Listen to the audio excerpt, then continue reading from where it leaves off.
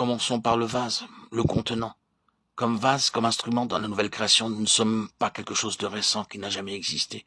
Le vase de la nouvelle création, c'est notre esprit, une vieille chose qui a été ramenée à la vie. Avec la chute, l'esprit de l'homme avait perdu le contact avec Dieu. Le résultat avait été la mort spirituelle. L'activité essentielle de la nouvelle création est de ramener l'esprit humain de la mort spirituelle à la vie. Mais c'est le même esprit. Il est ressuscité par son union avec Christ, et c'est lui qui devient le vase de la nouvelle création. Mais ce n'est là que la moitié du processus. Quelque chose est déposé dans notre esprit qui n'y a jamais été. Une vie. Et une vie qui n'est pas un simple renouveau, mais qui est nouvelle, récente, absolument inédite pour nous.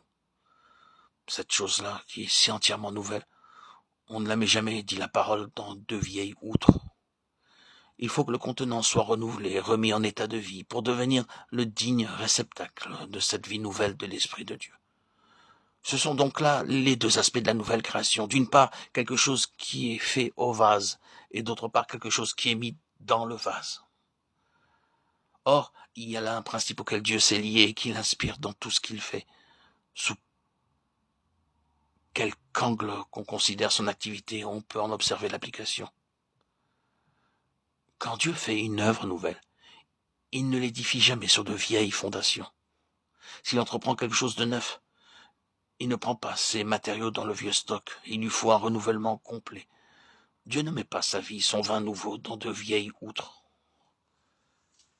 Ce principe se trouve appliqué dans le domaine de la vérité évangélique, autant que dans n'importe quel autre. Prenez par exemple telle ou telle vérité doctrinale retrouvée par l'Église grâce à une vraie révélation de Dieu. À ce moment-là, c'est une réalité toute palpitante de la vie du Saint-Esprit.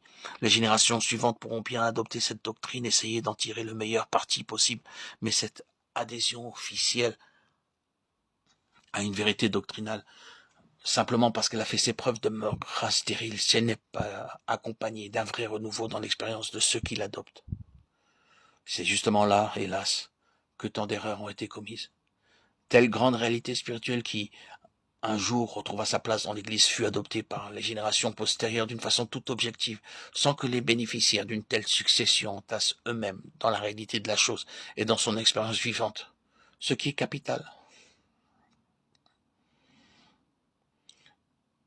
Vérité, révélation, doctrine ne s'héritent pas. Elles ne peuvent se transmettre avec profit que moyennant un éternel renouveau.